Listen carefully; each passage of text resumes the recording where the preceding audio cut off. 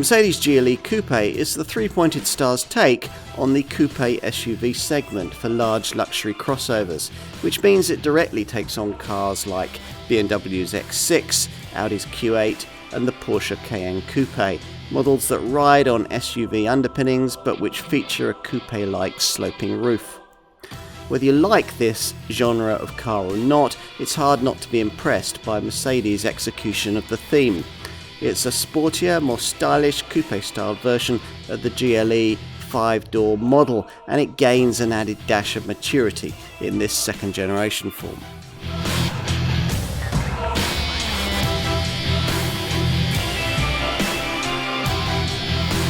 If something works, you should first copy it and then improve on it. Take the rather curious, contradictory idea of a luxury SUV coupe. Now, BMW introduced this with their X6 model in 2007, and they sold so many that Mercedes couldn't help noticing the need for something similar. Hence the introduction of the first generation C292 series GLE Coupe in 2015, then followed by the announcement of this second generation version 5 years later.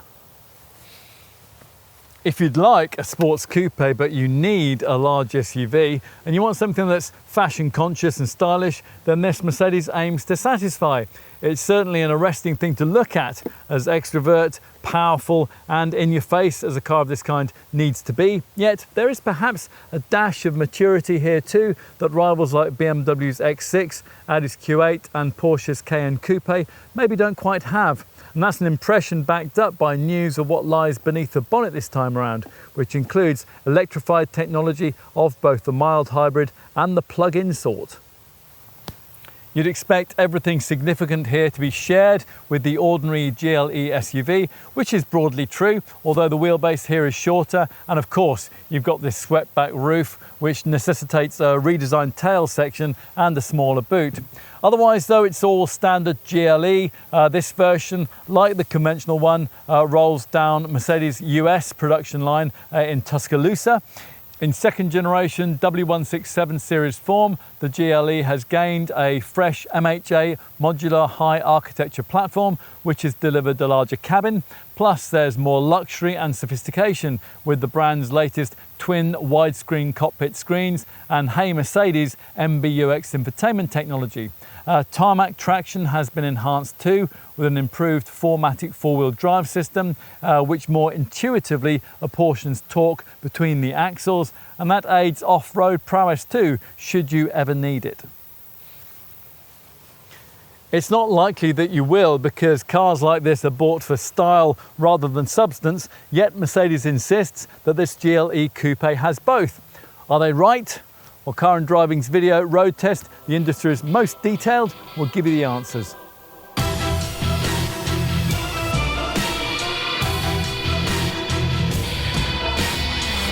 We'd understand if you happen to be struggling to imagine what a luxury SUV, which is also trying to be a sports coupe, might be like to drive. We wondered too the very first time we saw such a thing. We tested BMW's first generation X6 back in 2008, and then we wondered some more when we looked at the clumsy underpinnings that models like this are expected to ride around on. The first generation C292 series GLE Coupe, which was launched in 2015, was particularly bad in that respect. It trolled around on the ancient architecture of a Mark III Mercedes M-Class dating back to 2011. Powerful engines did ensure the car's prodigious speed in a straight line, but in this eclectic category of unsporting sports coupes, it was easily the least dynamic of the lot when it came to acquainting torque with tarmac. It would be an exaggeration to suggest that there's anything more than an evolutionary improvement in that media showing here. Porsche's Cayenne Coupe is still way out in front in this class if you want a large SUV coupe that you can really enjoy driving. But thanks to the fact that this time around the GLE Coupe gets a 62mm shorter wheelbase than its standard SUV counterpart, and that this is based around a more modern MHA modular high architecture chassis that's a considerable 33% stiffer than the previous platform. This car is no longer the dynamic duffer it previously was, and it is able to broadly match the rather unremarkable class handling standard set by its two main rivals, BMW's X6 and the Audi Q8. which means you might be surprised at just how agile something that's big and heavy can be through the bends. Yes, it is still very clear that you're cruising about in a car with underpinnings that are more appropriate to tugging horse boxes than potentially tackling the Nürburgring, but once you adjust to that and to this US-built GLE Coupe's prodigious weight and width, in some ways driving this Mercedes hard can be quite a blast. It's all very well to say that a fast E-Class estate would make more sense, but this thing sits you so much higher and bears down far more assertively on dawdling traffic ahead. It also accelerates uber quickly, and it actually grips surprisingly well through the turns. You're going to want to know about engines. From launch, there were only two offered in the mainstream version of this car, both of them fueling from the black pump. Prevailing views on the social unacceptability of diesel power have clearly yet to reach Mercedes' Stuttgart HQ, but perhaps that is appropriate given that this particular model line has never pretended to be in any way politically or socially acceptable. Well, broadly speaking, it hasn't anyway. I mean, you can own a GLE Coupe with a frisson of environmental credence if you choose to opt for the only 4-cylinder variant, and that's the entry-level 350DE version. And this mates a turbocharged 2-litre diesel to a gearbox-mounted 136 horsepower electric motor powered by a 30.8 kilowatt-hour battery for an overall output of 320 horsepower. This combination delivers some quite impressive stats: 700 newton meters of torque and 66 miles of all-electric driving range before you start burning that evil black fluid. And despite an almost unbelievably chunky curb weight of just under 2.7 tons, the 350DE is pretty fleet too. It reaches 62 in 6.9 seconds en route to 130 mph, or 100 miles an hour with battery power only. We can't help wondering though how many people will actually want such a sensibly orientated power plant when they're choosing a car that thumbs its nose at convention in the way that this one does. If you're going to have a GLE Coupe, then you probably want it with a big growly engine, possibly the 3-litre diesel straight 6 that's fitted to this 400D variant we're trying here. This generates a meaty 330 horsepower and dispatches the 62 miles an hour benchmark in just 5.7 seconds on the way to 149 miles an hour. And it feels much quicker than the plug-in variant because it has 400 kilos less curb weight to lug about. We can't really see the need to go much faster than that in this car, but we can understand why you might want it with a bit more of a stirring aural accompaniment than a diesel engine can provide, in which case your dealer will point you in the direction of the Mercedes-AMG petrol-powered models. Probably the 3-litre 6-cylinder GLE 53 variant, because that's the only one that might not necessarily require a lottery win for ownership. This model's 435 horsepower engine benefits from the inclusion of mild hybrid tech, which sees a 48-volt electrical system supplementing the usual 12-volt arrangement. This powers a setup based around an integrated ISG starter generator, which combines a starter motor and generator into one powerful electric motor, and that's housed between the engine and the transmission.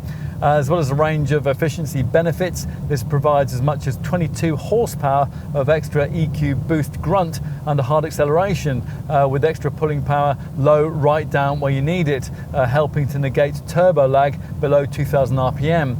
The result is sparkling acceleration, which sees the 62 miles an hour benchmark dispatched in just 5.3 seconds on the way to a top speed that's artificially limited to 155 miles an hour flat out. If somehow that's not sufficient, then the wild GLE 63S model sits at the top of the range using AMG's usual throaty tuned 4-litre V8, here in a 612 horsepower state of tune.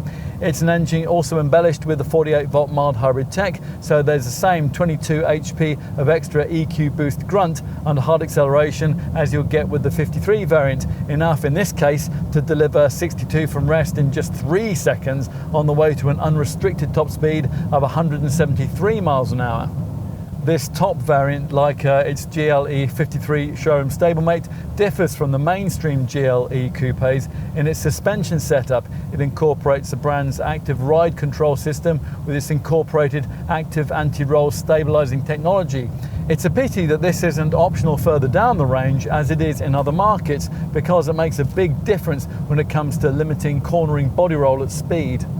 All GLE coupes though do get standard airmatic air suspension, which is very good at soaking up things like potholes and speed humps, and it's one of those setups that can vary its height as you drive, lowering automatically when you're cruising on the highway.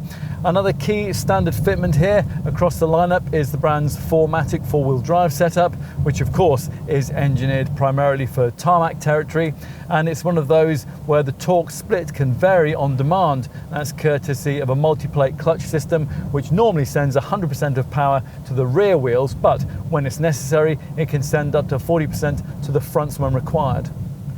Whatever GLE coupe you choose, it'll come with basically the same 9-speed automatic gearbox, and that's controllable via the steering wheel paddle shifters here. It's supplied in sharper shifting AMG Speed Shift TCT form with the two Mercedes AMG variants. Either way, this transmission works as seamlessly as it does in the many other Mercedes models in which we've already tried it, and change times for this gearbox are one of the things which are influenced by the standard dynamic select driving mode system. The other elements are throttle response, steering feedback and suspension feel via the standard adaptive damping system. The dynamic select setup, which is accessible via this rocker switch down here on the center console, doesn't unfortunately provide an auto or an adaptive style mode to make all the drive setup decisions for you, but as usual there is an individual setting, and that allows you to program in all your own parameters. Most owners though, they'll be quite happy with the preset Eco, Comfort and Sport options, with the full-fat AMG models adding in Sport Plus and Slippery modes too. There is also an extra dedicated off-road setting. Yes, now off-road capability, we should mention that because unlike its competitors, this car actually has some to satisfy the few owners who will ever actually want it. Selecting that off-road mode will automatically raise the airmatic air suspension to take you clear of obstacles which the standard 205mm ride height might otherwise see you crashing into. The typical GLE coupe customer, of course, is unlikely to have the slightest interest in any of that, but some of this extra off-piste capability might be useful in certain slippery circumstances when you're towing.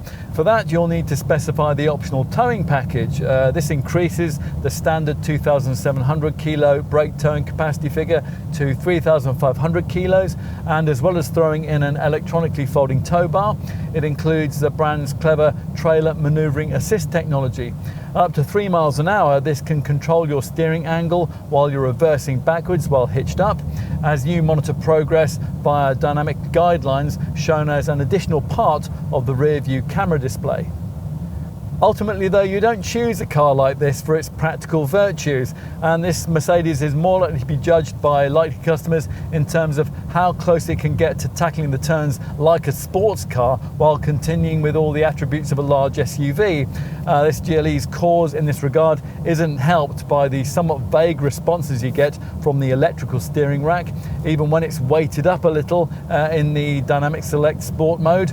That setting also lowers the ride height by 15mm at speed, and that's a measure intended not only to reduce body roll but also to further improve aerodynamics. Those are boasted by Mercedes to be class leading. Doubtless that contributes to this car's impressive levels of cruising refinement.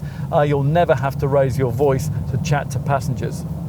As with all large luxury SUVs, the highway is where this one is in its element, especially if it's been fitted with the optional Active Distance Assist Distronic feature, which draws from GPS live traffic data, and that enables it to recognise and respond to a tailback in slow-moving traffic even before you reach it.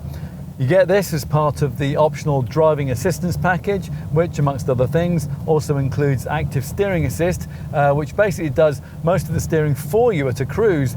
Plus there's route-based speed adjustment, which once you've programmed in a navigation destination, can automatically adapt your speed to the curves, the roundabouts and the junctions that you'll encounter throughout your journey. It's all very reassuring.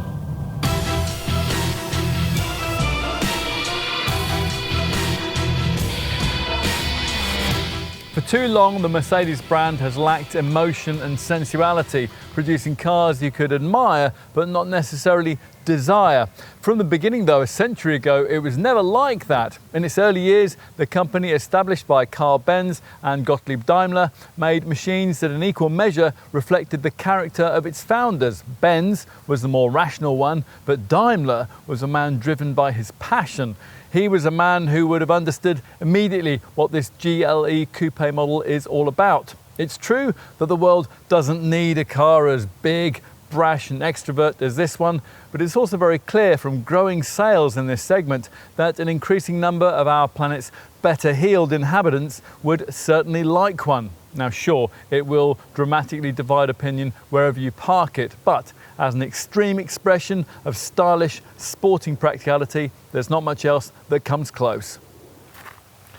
Let's get specific with the design of this second generation GLE Coupe. And the first thing to say is that unlike its C292 series predecessor, this is not simply a rebodied GLE SUV. This time, Mercedes has shortened the wheelbase of this coupe by 62mm to make both the looks and the handling a bit more agile, or at least as agile as they can be in a model that's grown substantially over its predecessor. This car might be 110mm shorter than the standard GLE SUV, but it's still well over 4.9 metres long, 39mm longer than before in fact, and stands a very uncoupe-like 1.7 metres high. It dwarfs almost everything else on the road. In profile here, it's an interesting confection. The muscular wings and high beltline of a classic sporting GT, somehow blended with the large wheel arches and generous ground clearance of an SUV. The roof rails of the ordinary model are absent, but these prominent side steps preserve the crossover vibe. As usual with a car of this kind, the wheels are absolutely enormous. The only size you can have in our market is this 22-inch rim. This rising lower character crease connects the flared arches, and it works with the sharply defined upper swage line to add a sense of purpose to the profile, which dips dramatically over the C-pillar. Up front, there's enough menace to make fast lane dawdlers scuttle out of your way double quick. Flatter angled windscreen and this twin power domed bonnet flows down into this upright radiator grille with its single louvre and glistening diamond style chrome pins. These prominent lower corner air intakes are enhanced by twin chromed ribbing strakes. That adds further to all the silver work already in place thanks to this prominent chrome plated underguard. Just in case that's not enough of an overtaking statement, then there's a set of piercing LED multi-beam high performance headlights too.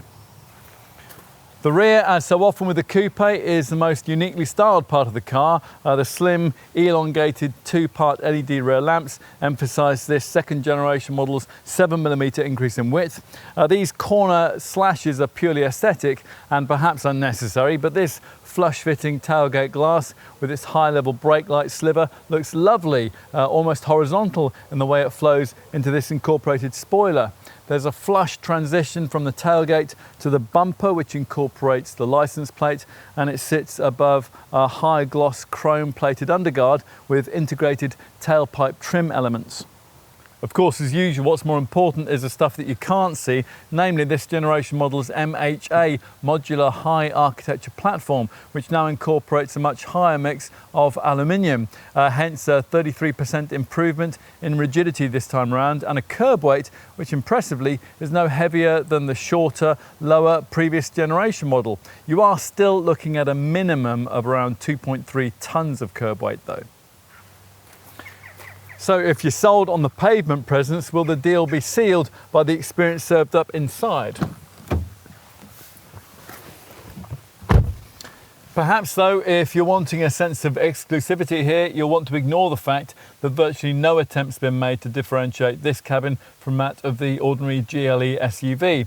But it's easy to get over that because you sit nice and high and commandingly, and in place of the rather haphazard cabin design which characterised the previous GLE Coupe, you're instead here served up an interior which in our view sets the benchmark for sophistication, if not in terms of solidity of construction. Some features are of course familiar from other large Mercedes models, primarily this distinctive widescreen cockpit layout with its twin 12.3-inch virtual displays. And of course there's an exemplary standard of fit, finish and materials quality with a very high-end blend of leather, open pore wood and aluminium accents. Plus you're surrounded by classy decor elements like a dash top that's stitched in Artico man-made leather and brushed stainless steel sports pedals.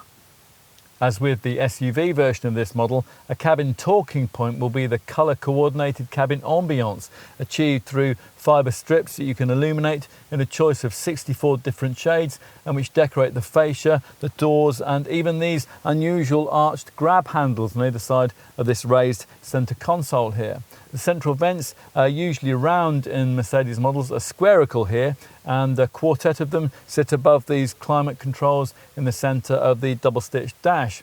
Shoulder room has improved by 21mm with this second generation model, and premium features include a big panoramic glass roof, head-up display, powered steering wheel adjustment, and the classy drilled silver door speakers of the brand's Burmester surround sound system.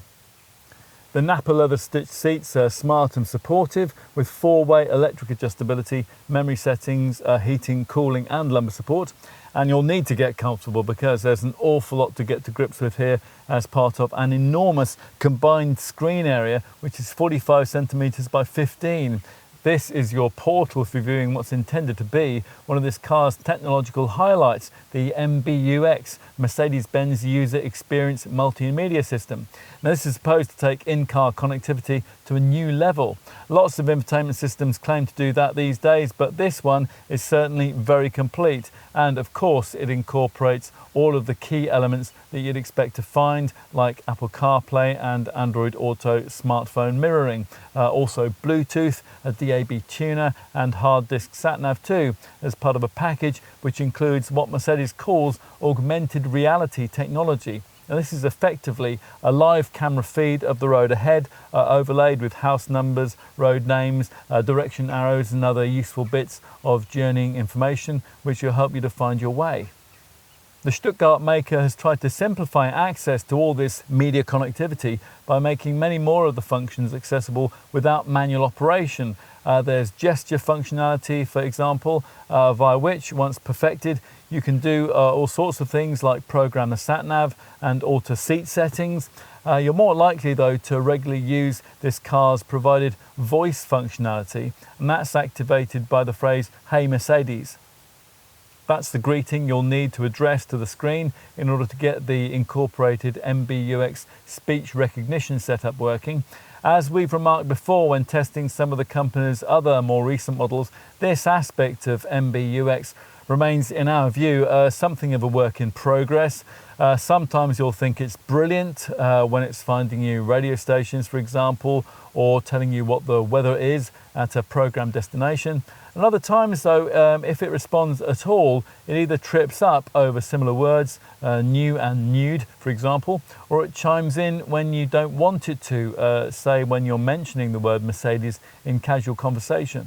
So you'll still need to get very familiar with the various manual touchpads which control the various infotainment elements. And the main one is down here at the base of the center stack. Now we don't especially like touchpad controllers. On the move, they are very difficult to accurately use on anything but smooth surfaces. But this particular one is the best of its kind with easy functionality that's helped by these surrounding shortcut buttons for navigation, radio, phone and vehicle features. Note to Lexus here, if you want to give customers touchpad controllers, this is how you do it. We would still prefer the rotary capstan controller you get on a BMW X6 though. This touchpad deals with the various menus of the high resolution media display just above. That's divided into phone, nav, radio, media, comfort and info segments, plus one for the various apps you'll be able to access too, including the brand's useful in-car office package, a web browser and weather reports. There are some really sophisticated graphics in play here, especially when it comes to the real-time displays that you'll find in the info menu's vehicle section. They come from a special design department at Mercedes-Benz.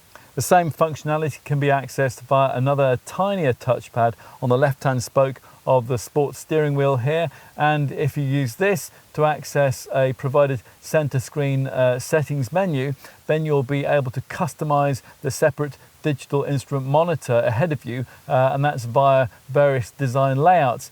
Choose from normal blue tinged classic, yellow themed sport, an orange progressive dial display, and a darker minimalistic understated setup. Mercedes AMG models have a further super sport layout option too. Now once you've decided what you want, you can use the other provided tiny touchpad on the right hand steering wheel spoke here to bring what you'd most like to see into regular view, and that's possible because the two virtual dials are both customizable. The left one shows either trip computer info, a trip itinerary, audio info, or driving angles and compass settings, and the right hand dial can show GPS mapping, a G-force readout, safety assistance information, suspension settings, and a proactive eco display. Finally, you can also tailor the area between the dials, the central part of the instrument binnacle screen, where you have a choice of viewing driving assistance, phone, navigation, trip computer, radio, or media information. What else? Well, some aspects of material quality could be better. The plastic air vent surrounds, for example, and the ergonomics aren't quite perfect. You'll initially be hunting for the starter button. It's curiously placed down here by your left knee. And despite the lofty seating position, all-round visibility could be a fraction better too. Some might find these relatively chunky A-pillars slightly obscure their view at junctions, and the relatively narrow back window and angular rear styling will certainly see you making frequent use of the standard 360-degree surround view camera system and all-round parking sensors. The sensor info can also be projected into your line of forward sight on the head-up display. Now that's expanded in screen size to show far more than these kinds of setups usually do. And there's a really useful traffic light view feature that projects an image of the lights changing into the car if you're at the head of a queue at a junction and you're parked right underneath them. Another feature we really like is the Energizing Package. Now this combines music, lighting and scent into a couple of selectable programs. There's Refresh and Vitality, and they're aimed at rejuvenating you at the end of a tiresome day. There's also a training option which is aimed at relieving muscle strain on longer trips, and an intelligent energizing coach feature too, which recommends individual programs which are based on the kinds of journey you're on. It can even communicate with your smartwatch or your fitness tracker if you happen to be wearing one, and then automatically select a perfectly suited energizing theme which you can start directly just when you need it. As for cabin storage, well, there's pretty much everything you'd want. The smart slatted cover of this stowage area at the bottom of the centre stack slides back to reveal a couple of USB-C ports, a wireless charging mat, and perhaps our favourite touch, cup holders, which are temperature controlled and which can be set to either warm or cool your drinks. Further back between the seats here, there's this twin lidded bin, and that incorporates a further USB-C port together with the unsightly converter leads that you'll need for it. There are bottle holders in the deep door bins. The driver's one incorporates also a switch for the electric tailgate, and you get what would usually be a spacious glove box, and that's complete with a pen clip. Although here that has been rather compromised in size by the need to incorporate the fragrance dispenser for the air balance package. You also get a storage net in the front passenger footwell, ticket clips in the sun visors, and an overhead sunglasses compartment up around this jewel-like lighting panel near the rear view mirror, which flexes actually quite a bit if you press it too firmly.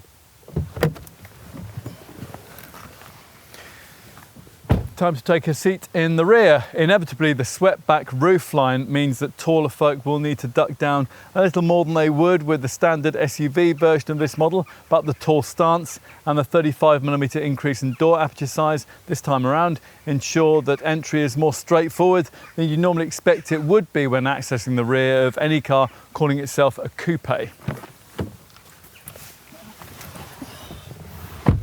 And that very uncoupe-like feel continues inside, where you'll find a lot more legroom than you might expect, certainly more than the first generation version of this model could provide, thanks to its replacement's 20mm lengthier wheelbase. This is one of the wider rear benches in the Class 2, with a spacious feel emphasised by the expansive panoramic glass roof overhead, although this does limit the already slightly restricted headroom even more. A 6-footer will find their forehead very close to the roof lining indeed, and anyone taller will need to recline themselves a bit, which isn't that easy because unlike the GLE SUV, unfortunately this rear bench doesn't recline or slide, come to that. If there is ever a need to take 3 adults back here, the middle-seated person's cause will be helped by the relatively low centre transmission tunnel, above which is a pull-out compartment with twin USB-C ports and a small cubby. Give it a bit of a tug and it comes out in your hand, another mark of build quality which isn't quite as solid as you'll find in this car's main rivals. Just above are the controls and the twin provided vents for the standard 4-zone climate system, B-pillar vents feature for that too. Plus you get decently sized door bins, seat back pockets, coat hooks by the overhead reading lights, and a central armrest with twin cup holders. Finally, let's check out the boot, accessed via this EasyPack powered tailgate. It's easily the biggest in the class, 655 litres in size, 5 litres more than before. For comparison, the GLE SUV offers between 630 and 825 litres, depending on the position of the sliding rear bench. Anyway, what you get here is 30 litres more than a Porsche Cayenne Coupe, 50 litres more than an Audi Q8, and 75 litres more than a BMW X6. Bear in mind though, if you choose the GLE 350DE plug-in model, capacity falls to just 510 litres. For this second generation model, Mercedes has lowered the loading lip height by 59mm, and that height can fall still further by activating this right-hand sidewall airmatic suspension button, which lowers the lip quite significantly by up to 50mm. It still features this in practical chrome trimming though, which will quickly scratch up if you're loading in heavy, bulky items. There is some space beneath the boot floor, although only because Mercedes neglects to fit any sort of spare wheel. Under here you'll find the useful retracting net, which can be attached to separate the cabin from the cargo area, and that's a helpful touch if you're carrying pets. And because there's a 40-20-40 split for the rear seat back, longer items like skis can be slid into the cabin between a couple of rear-seated passengers. You also get a 12-volt port on the right and a bag hook, plus a netted area on the left and 4 tie-down points. Although you'll struggle to reach the further ones, so far does this cargo bay stretch away from you towards the main cabin area. That is actually a bit of an issue because rather unforgivably, Mercedes has neglected to provide cargo sidewall catches to retract the rear seat back. Since the only catches to do that are on the seat back shoulders, which you won't be able to reach unless you're of basketball playing height, you'll have to go round to the side doors if you want to fold the rear chairs. Once the rear bench is folded, you get up to 1,790 litres of space, 70 litres more than the previous generation model could offer, and just 265 litres less than the GLE SUV, which isn't bad considering the swept-back roofline. It's 1,645 litres with the PHEV variant. Even there, you'll get a load area over 2 metres long and 1,080mm wide, improvements of 87mm and 72mm respectively over the previous design. No coupe was ever as practical as this.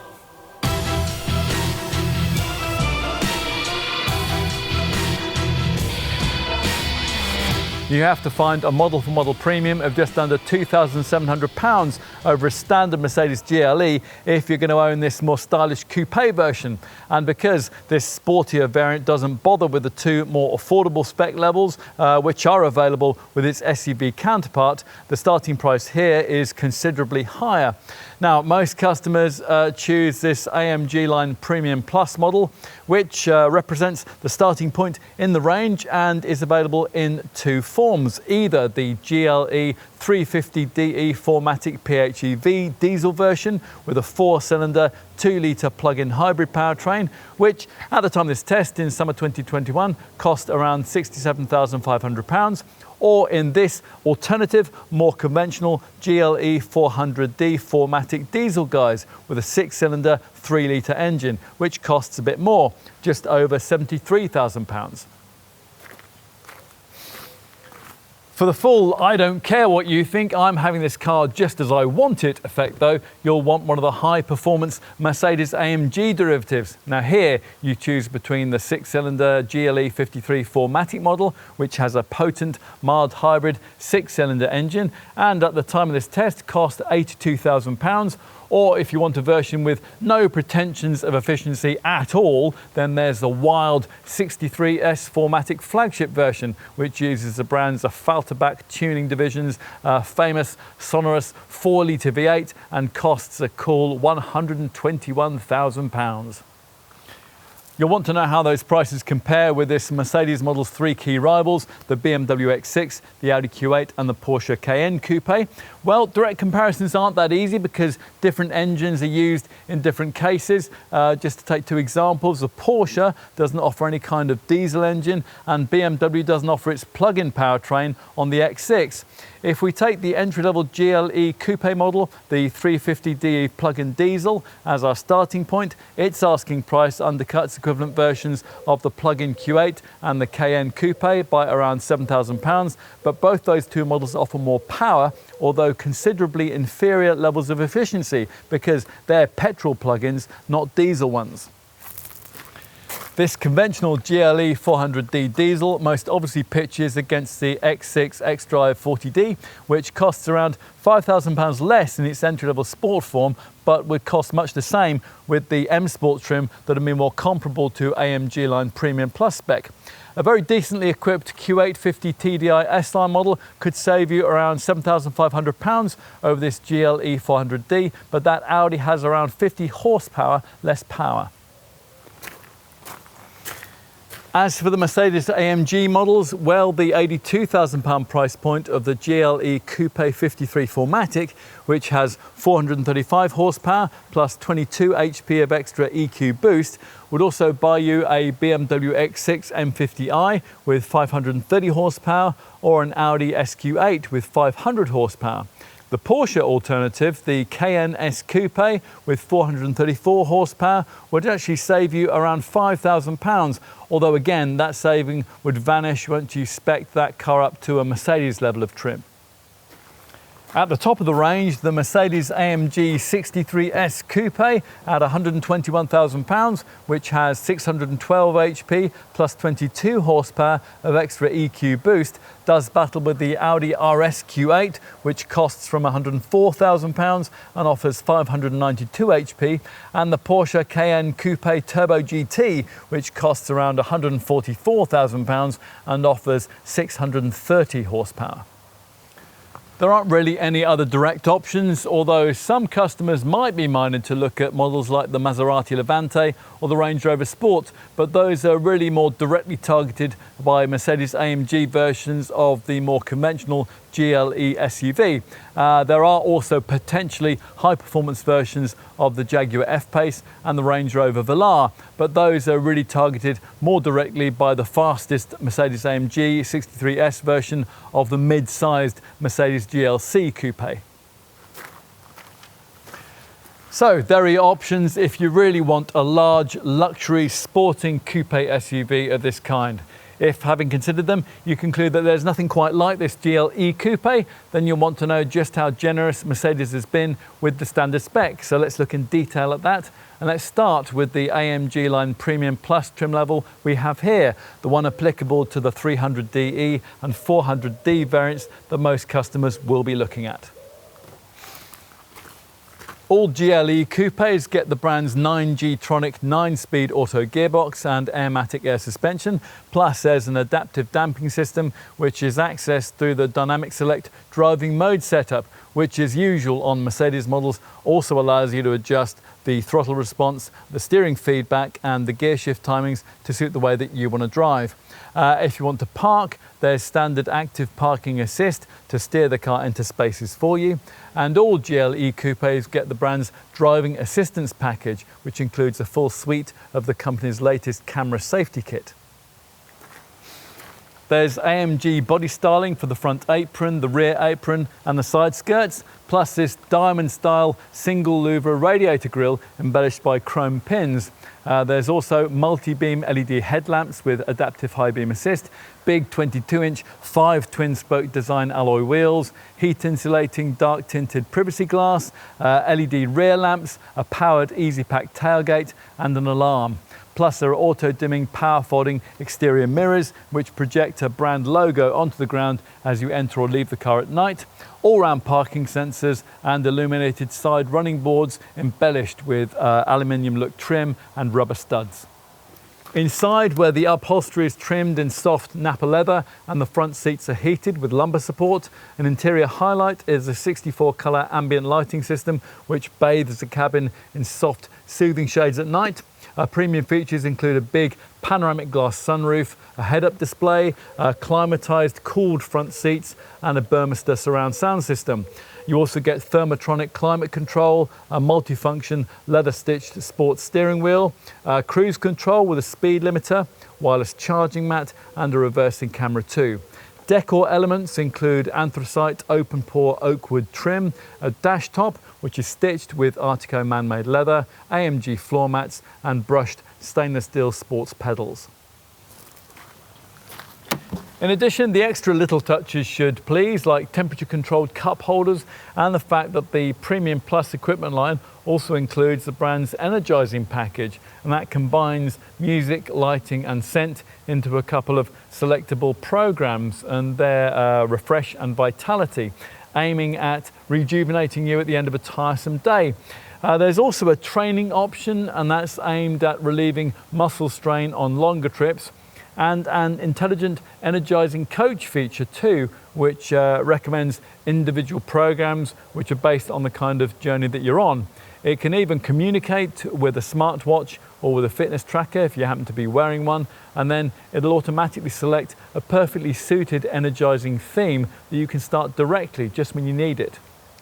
The real cabin talking point though is the MBUX, Mercedes-Benz User Experience Multimedia Infotainment System. This is controlled by two 12.3-inch screens, one for the instrument cluster and another in the centre of the dash. As you'd want, the MBUX system is embellished here with smartphone integration, so that gives you Apple CarPlay and also Android Auto smartphone mirroring. And it also includes hard disk navigation, a DAB radio, Bluetooth voice activation and live traffic information, which is free for the first 3 years of ownership.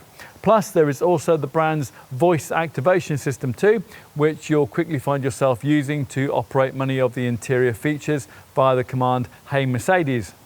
The MBUX package now includes the music streaming service Amazon Music. If you have an Amazon Music account, then you can transfer your music into the car via the Mercedes Me online music service. Then individual songs, playlists or music from any desired genre can be played via touch or voice input.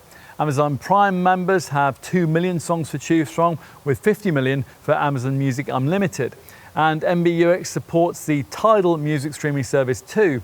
MBUX also incorporates another feature that we really like, and that's what Mercedes calls Car-to-X communication. And this is a mobile phone supported exchange of information system which will see your GLE sending data on driving conditions back to a central hub, which then shares it with other Mercedes drivers. That means that in a way that's almost magical, your GLE will know in advance about things like icy conditions and traffic jams. It's really clever. Talking of information technology, like most premium brands, Mercedes has developed systems which allow you to monitor many aspects of your vehicle from your smartphone. Every GLE Coupe model comes as standard with the Mercedes Me Connect vehicle monitoring package, and that works via a free app. This reminds you when a service is due, and it can automatically detect and share with you details on your car's wear and tear items. In addition, the app gives you a one-touch button for fast accident and breakdown recovery, and it automatically alerts the rescue services in the event of an accident. It can even track your GLE if it's stolen. It can tell you if it's left a pre-agreed geographical boundary, if you lend it out that is, and it can tell you where the vehicle is if you've forgotten where you parked it. Obviously, if you were going to stretch to the Mercedes-AMG GLE 53 4MATIC Plus Premium Plus variant, you'd want a bit more, which is why on that quick 6-cylinder version, as with the top V8 63S 4MATIC Plus model, you get unique AMG trimming for the exterior, including a bespoke radiator grille design, plus 22-inch AMG cross-spoke alloy wheels and AMG specific menus and graphics for the interior screens. There's an AMG performance steering wheel with red topped stitching and aluminium shift paddles, and you get a bespoke AMG Dynamic Select driving mode system too, with extra Sport Plus, slippery, trail and sand settings. These match up to various provided basic, advanced and pro level AMG Dynamics drive programs, which allow you to make the most of the various AMG engineered features.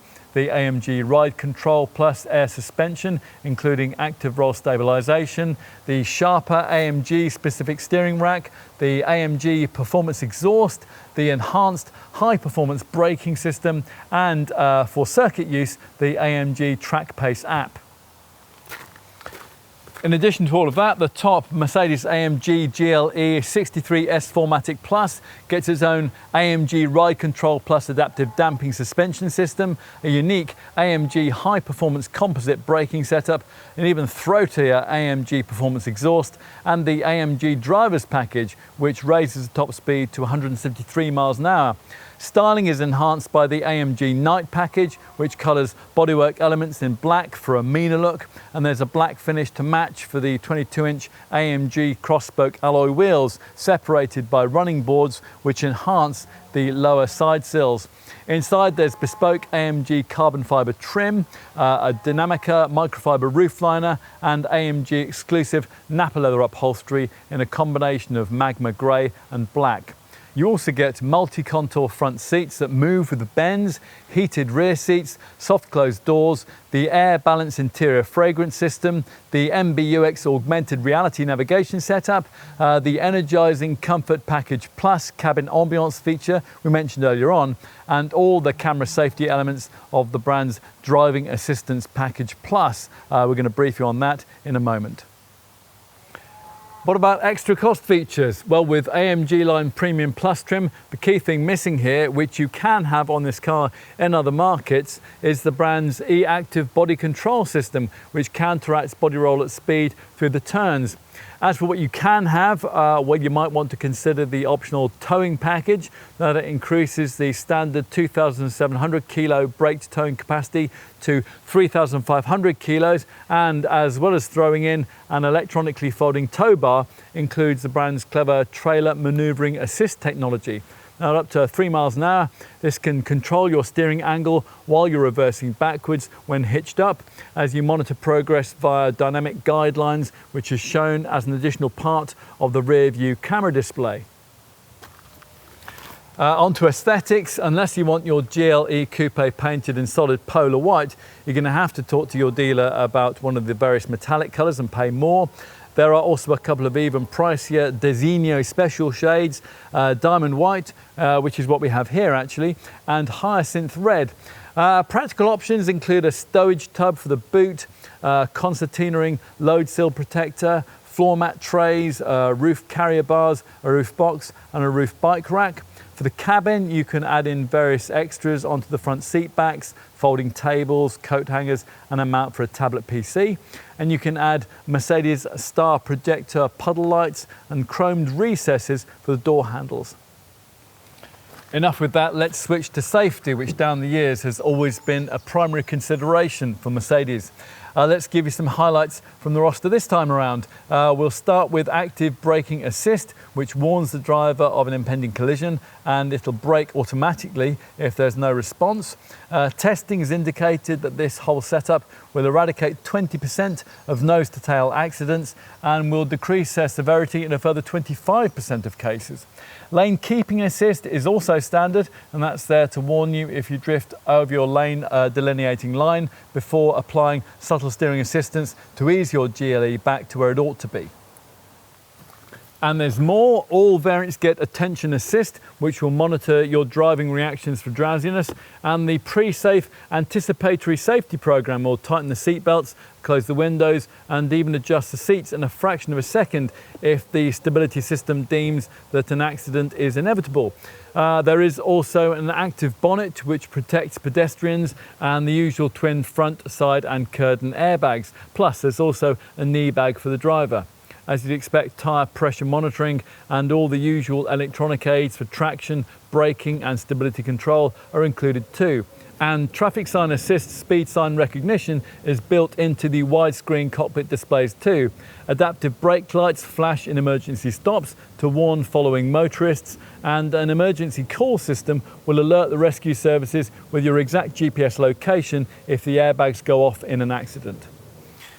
But that's just the start. As mentioned earlier, all GLE coupes get the brand's driving assistance package, which includes some of the company's latest semi-autonomous driving technology. Though to experience this, you need to be on a dual carriageway, and you have to have activated 2 of the driving assistance package elements: active distance assist Distronic and also active steering assist. Now, the active distance assist Distronic feature, this is basically a super advanced adaptive cruise control which automatically regulates your distance to the car in front and can, if necessary, remotely slow the car with up to 50% of stopping power. Active steering assist, that keeps you in the centre of your designated lane, and it will, if needed, apply some subtle steering correction to ease you back to where you should be.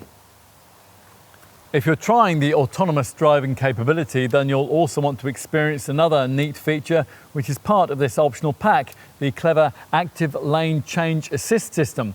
On a dual carriageway with the active distance assist Distronic cruise control and the active steering assist operating together, the car will overtake by itself. Yes, really, you just hold the indicator stalk for a couple of seconds and it will pull out to pass the slower vehicle, and then the car will slot itself back into lane as soon as it's safe to do that.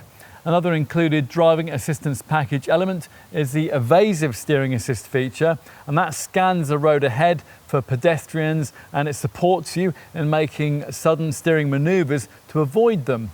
Pedestrians are also targeted by an upgraded active braking assist system. Now that additionally is embellished to be able to also look out for unexpected tailbacks and also crossing traffic. There's more in the driving assistance package too. Active blind spot assist not only warns you if you're about to dangerously pull out in front of another vehicle, but it applies light steering torque to correct the manoeuvre.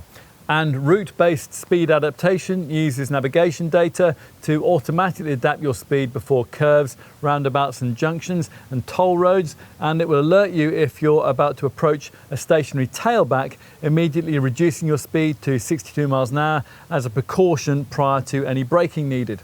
The pack also includes a Pre-Safe Plus feature which helps specifically with vehicles running into the back of you. If necessary, it locks the brakes on standstill to prevent your car from being pushed into danger. There's also active speed limit assist, which ensures that detected speed limits are automatically adopted as a set speed for that active distance assist Distronic cruise control system we mentioned earlier on. We also like the exit warning function. Now this alerts passengers who are about to leave the vehicle to oncoming traffic or pedestrians. And finally, there is the reassurance of active emergency stop assist, which cuts in automatically if you are suddenly taken ill at the wheel, for example, with a heart attack or a seizure. In a nightmare scenario like that, this feature will allow the car to seamlessly take over, initiating emergency braking and activating the hazard flashes.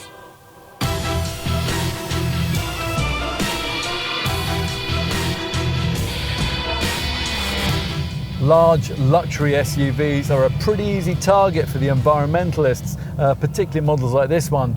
A recent International Energy Agency study reckoned that between 2010 and 2018, SUVs were the second largest contributor to the increase in global CO2 emissions.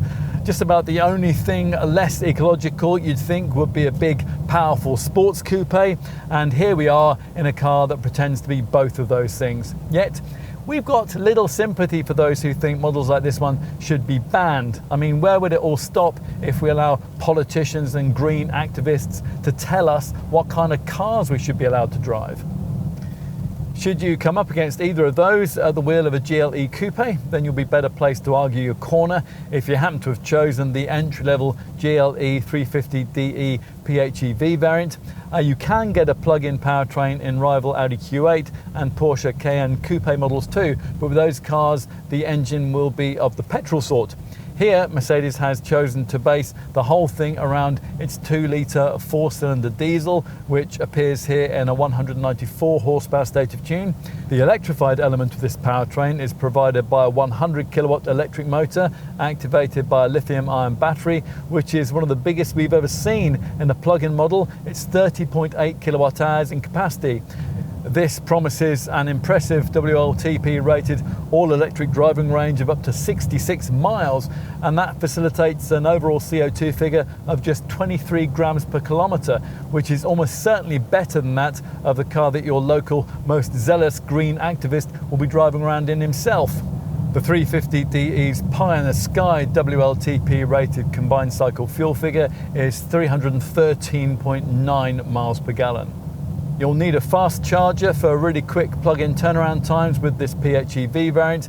Mercedes talks about the 50 kilowatt DC public fast chargers, of which there are over 1,000 around the UK, delivering 0 to 80% rapid charge in about 30 minutes. From a wall box, this car will take 90 minutes for a full charge, while from a conventional power socket, it'll require about 5 hours. Perhaps it says much about the kind of person who chooses a GLE Coupe that the take-up on this relatively sensible version isn't massive. As we remarked in our driving experience section earlier on, if you're wanting this kind of car, then you're probably wanting it with a big rumbly engine under the bonnet, not the kind of 4-cylinder unit that's found in your local middle manager's C-Class.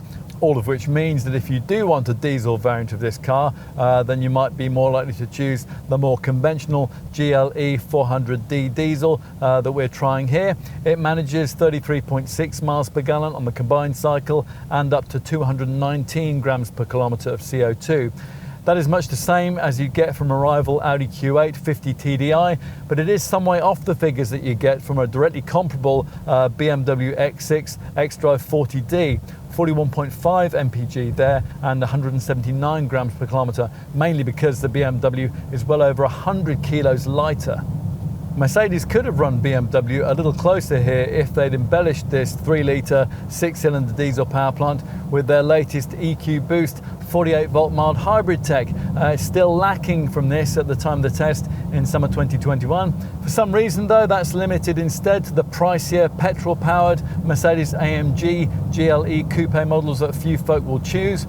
In this film, we've already briefed you on the fact that the most accessible of these is found with the Mercedes-AMG GLE 53 4MATIC Plus, which has a petrol 3-litre 6-cylinder power plant featuring a 48-volt electrical system, which supplements the usual 12-volt setup. Instead of a conventional alternator, this EQ Boost power plant has an integrated starter generator, which provides power for energy sapping items like the water pump and the air conditioning compressor. Plus it regulates engine idling and it's integral to the brake energy regeneration system. All of this enables the GLE 53 to return up to 26.4 mpg on the WLTP combined cycle, which should mean you'll get an operating range of around 600 miles from the 85-litre fuel tank. And there's up to 245 grams per kilometre of WLTP rated CO2. Both of these you might think are pretty good figures for a big petrol-powered SUV that's capable of sprinting to 62 in under 6 seconds. It is worth pointing out though that because of this Merc's extra 115 kilos of curb weight, they're only actually fractionally better than the readings you'll get from BMW's rival X6 M50i, which offers around 100 HP more power beneath your right foot. There doesn't seem as if much efficiency advantage is generated by the EQ Boost system in the top Mercedes-AMG 63S V8 petrol-powered model either. Its stats, 22.8 mpg and 280 grams per kilometre, aren't significantly better than those of the unelectrified engine used by the rival similarly performing Audi RS Q8. Whatever GLE Coupe model you choose, you'll get all the industry's most significant current efficiency aids, of course. So every version of this Mercedes gets an eco start-stop function to cut the engine when you don't need it, when you're stuck in traffic or when you're waiting at the lights. And also a system that disconnects the engine from the transmission at cruising speeds. Plus, the diesels also use an AdBlue system to cleanse their fuel of impurities using additive from a reservoir, which will need to be topped up at regular servicing. Mercedes has done its best to boost efficiency with sleeker aerodynamics, hence the 0.32 CD drag coefficient figure. That's 9% better than the 0.35 CD reading of the previous model. That's courtesy of a more wind-cheating design of the door mirrors, the rear lights, and for the wheels, plus sleeker underbody paneling. In addition, of course, the driver will need to play his or her part. Obviously, to get anywhere near the returns that we've quoted, you'll have to select the Dynamic Select driving mode system into its eco setting. This marginally limits the accelerator pedal curve, and it also slightly restricts the output of the seat heating, the heated rear window, and of the air conditioning. You can also bring up two options on the two fascia monitors, which will help. A consumption option in the vehicle section of the center dash screen will graphically show your recent attempts at frugality, and a selectable eco display in the instrument binnacle here that will grade your driving based on acceleration, on deceleration, and constancy of speed, and that shows in real time the bonus frugality that you achieved throughout careful driving since the start of your journey. What else? Well, as with all large luxury SUVs, VED tax will take quite a chunk out of your budget. Because all GLE Coupe models are priced well above £40,000, owners will need to pay a luxury car tax VED supplement, which for this 400D variant would set the total VED charge at £1,345 for the first year of ownership, with a further £490 a year then payable for the following 4 years. Compare that to the 350D plug-in version, which attracts no VED charge in year one and a £480 fee for the following 4 years. The AMG 53 derivative attracts a £1,910 VED charge in year one. For the AMG 63, it's £2,245, and then both models will cost £490 in annual payments for the following 4 years. If you're wondering about benefit in kind taxation, then we'll tell you that this 400D model sits in the 37% bracket, as do the two petrol-powered Mercedes AMG models. The base 350DE plug-in diesel variant, in contrast, is rated at just 6%. A touch ironically, in tax terms, it makes it one of the greenest and most efficient cars that we've looked at all year. Other things we'll need to tell you include the comprehensive 3-year unlimited mileage warranty, the same as BMW, but better than Audi's 3-year 60,000 mile package. This is built on by Mercedes' Mobilo scheme, and that delivers breakdown cover for up to 30 years, as long as you continue to have your car serviced at a Mercedes main dealer.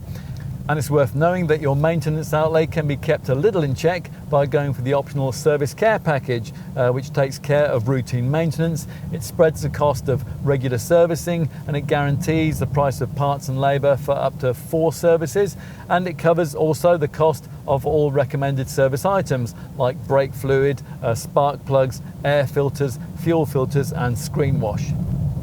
There's also an assist dashboard service indicator that monitors engine use and tells you exactly when a garage visit's due. For reference, servicing is usually required every 15,500 miles or every year, whichever comes around first. Fixed price servicing is available across the range, and most buyers opt for the Mercedes Service Care Plan, which could cost you as little as about £33 a month, based either on a 2-service 2-year deal, or 3 years with 3 services, or 4 years and 4 services.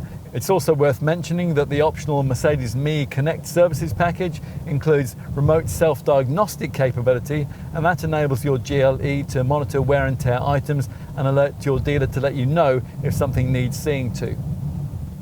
You can also insure your car through Mercedes, although most company drivers will of course have that included in their lease cost. If you do pay the insurance on the car yourself though, you'll need to know about the ratings, which are a little on the high side. This GLE 400D is rated at Group 49E, while rather unreasonably, the 4-cylinder 2-litre GLE Coupe 350DE PHEV is rated at Group 50E, which is the same rating applied to the two Mercedes-AMG petrol variants. Residual values should be similar to those applicable to the standard GLE SUV. On that basis, independent experts reckon that an owner of a GLE Coupe 400D could expect to see around 45% of their original purchase price back after a typical 3-year, 60,000 mile ownership period. That's a showing that's comparable or better than that managed by obvious direct rivals.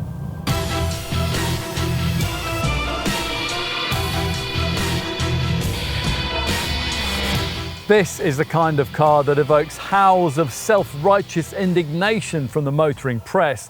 They'll criticise its weight, its looks and its politically incorrect attitude before, of course, going on to fawn over some enormous luxury limousine or thirsty, dirty supercar. It's all very hypocritical. If you don't like this car, then fair enough, but don't moralise about it. Needless to say, we're not going to do that here. Would we choose one? Probably not, but we do recognise that a small but significant group of buyers will absolutely love it, and having driven this car, we do understand why. This is the kind of model that Mercedes needs to make, and not only because the luxury SUV coupe market segment is an increasingly profitable one. People who'll never buy this car will nonetheless see it as proof that the three-pointed star is changing into a more dynamic, more relevant and sporting brand. And the fact that this is happening should surely concern the top brass at BMW, Audi and Porsche, because ultimately that'll affect their bottom line profits.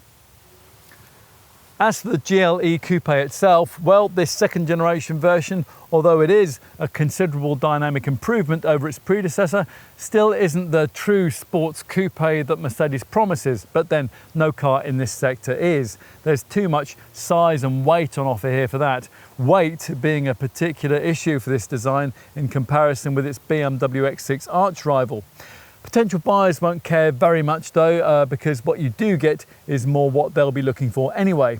Prodigious power, sumptuous luxury and real overtaking presence. Now true, an X6, a Q8 or a Cayenne Coupe can give you that as well, but with a Mercedes badge on the bonnet, you could argue that this extreme package carries a bit more credibility. Or if it makes more sense, you'll find it easier to get away with parking it outside your company HQ. True, your CEO might still raise an amused eyebrow, but if you're the kind of very individual buyer who'll want one of these, then you probably won't mind that very much, because you'll be someone who shares the confidence which is apparent in every aspect of this model's makeup. In years to come, when we're considering this market segment, we might very well forget who got there first and who tagged along. Who knows, we might even forget about SUV coupes altogether. In the here and now though, here's one you might really like.